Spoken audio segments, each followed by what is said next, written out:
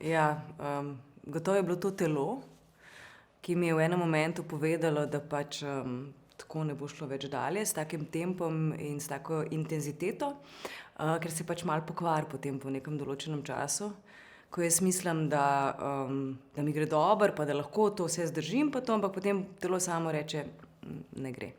Tako da potem se zvrstijo neke poškodbe, ki pač opozarjajo na to, da je šlo čez. Mislim, odvisno, kako te v izgorelost vrže. Pri meni, jaz nisem imela časa za ta vprašanja, pa za te odgovore, ker meni je samo ugasnilo. Tako da zdaj za nazaj, ko gledam, lahko rečem, da je bila bolj mešanica, kaj moram jaz osebno spremeniti. Pa tudi bi rada poudarila, da je treba na izgorelost začeti gledati, kot na kaj vpliva na izgorelost mešanica, ne, vzgoje, sredine, značaja, poklica. Sigurno pa pri mojem poklicu, ne, samozaposlena koreografinja in plesalka, s statusom Ministrstva za kulturo, za katerega sem sicer zelo hvaležna, ampak sigurno te sili v konstantno produkcijo. Zdaj, to vprašanje me napeljuje na to, kot da je poklic glavni razlog, da sem izgorela. Pa ni. Razlog za izgorevanje pri meni je znotraj mene. In najbrž poklic, ki sem ga opravljala takrat, poklic menedžerja, direktorja v podjetju v ameriški lasti, je samo iz mene izvlekel te moje strahove, perfekcionizem, ne vem, preveč dela, družina, služba in tako naprej. In v enem pravzaprav izgorevanje se je pri meni vleklo 2 leti. In imela sem cel kup zdravstvenih težav, od megle v glavi, težave z zobmi, težave s prebavo, kislina, izpadanje las, ki se je dogajalo 2 leti. In mogoče tisti ključni moment je pa bil po teh 2 letih, ko sem se spopadala tudi z nespečnostjo, ko mi je že toliko las izpadlo, da sem se mogla pobriti.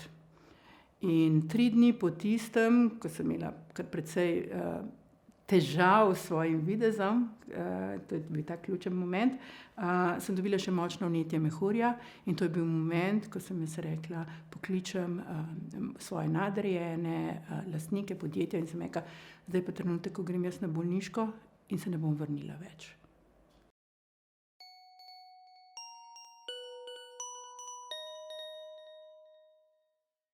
Zelo se trudim po nasvetu ene malo starejše prijateljice sicer, da si vzamem čas za počitek. In skoraj religiozno vsako popoldne hodim spat kot en 3-leten otrok, zato da potem ta tempo lahko zdržim.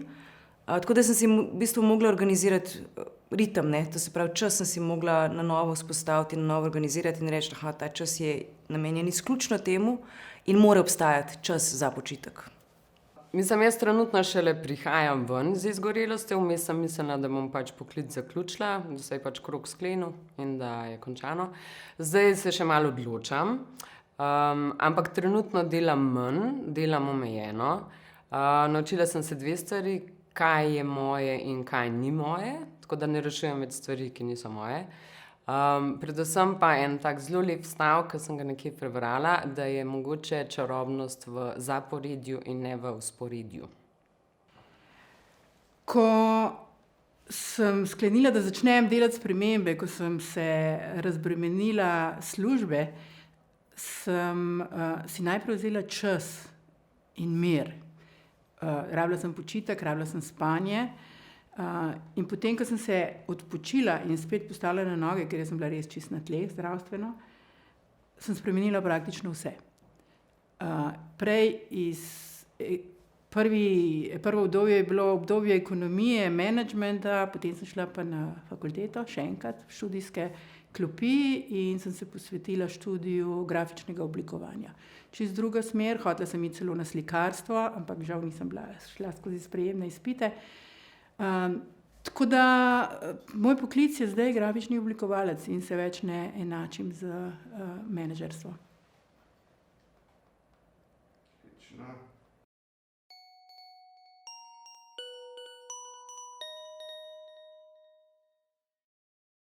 Mislim, da ta proces še traja, da to ni nikoli nekaj dokončanega, zato ker skozi nekako lovimo svoj rep in v bistvu se moraš skozi ustavljati in reči, da je treba si vzeti čas. In nek streznitveni moment moj je vedno, kadar grem gledati te svoje, ko se mu reče, planerje za nazaj, ko vidim, da recimo pol leta nisem imela vikenda fraj, pa si rečem, ok, zdaj pa si res malo pretiravala. Tako da v bistvu včasih za nazaj, včasih pa za naprej.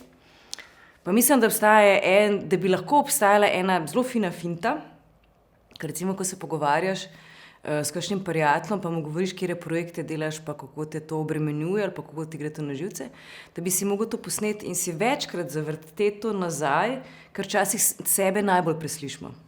Mislim, da si sam že veliko prej napoveduješ, kaj se ti bo zgodilo, veš, da se ti bo nekaj takega zgodilo, da počasi bo šlo dol, ne? In bi se mogli bolj poslušati, no, tako, no, zelo preprosto. Jaz mislim, da ta proces bo trajal do konca življenja. Mislim, v bistvu je tako, najprej sem mogla vse nehati početi, potem je bilo eno obdobje totalne praznine, ker v bistvu ti niti ne veš, katere spremembe uvajati. Zdaj pa pravzaprav mislim, da bom do konca življenja poslušala bolj sebe in v vsakmu poslu ali pa v vsakem nekem trenutku pač ne šla na neko staro izkušnjo, ampak poiskala neko novo izkušnjo. Tako da jaz mislim, da do konca življenja bom probala zdaj drugače živeti. Proces uvajanja sprememb traja še danes. Meni se je izgorevanje začelo tam leta 2010, saj takrat sem jaz čutila, da se mi nekaj spreminja pri zdravju, pa tja do 2012, ko sem res prekinila svojo službo. In od tistega trenutka do danes spreminjam vse, kar je možno.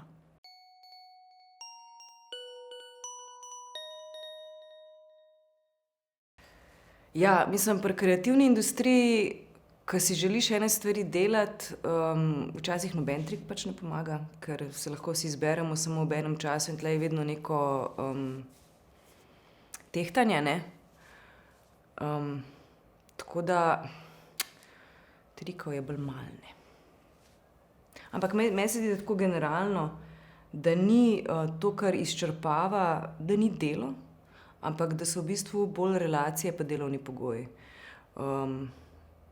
Ker se mi zdi, da če je delo dobro, pa če je v nekih normalnih okoliščinah, da te delo v bistvu plemeniti, no.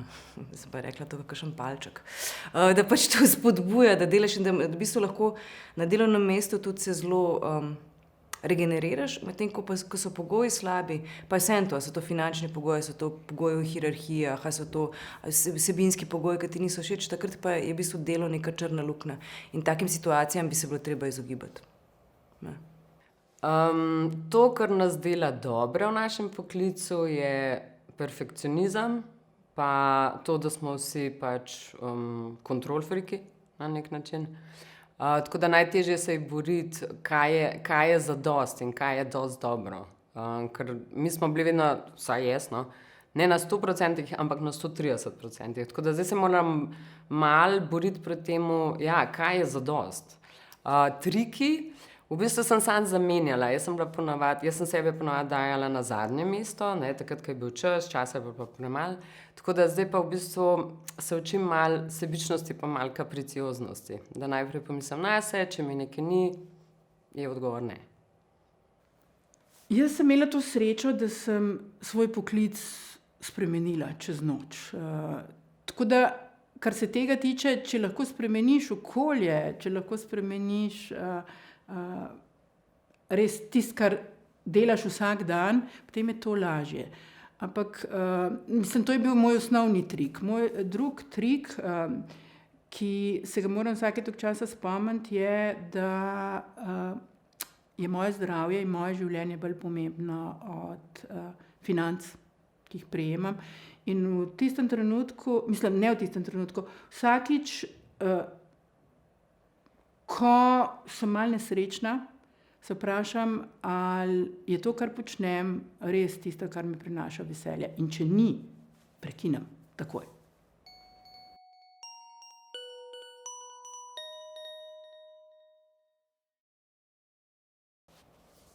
Ja, podporo ponavadi dobivam od prijateljic, oziroma od prijateljev, s katerimi se pogovarjam prav o teh problemih, ki pač te vedno malo spravijo na neka realna tla, ne, da ni vse tako nujno, da ni treba za vsako stvarjo skočiti. Pa tudi se mi zdi, da v gledališču je kar velika podpora na tem področju in pazijo, da ne bi izgorevali, da ne bi bili preobremenjeni.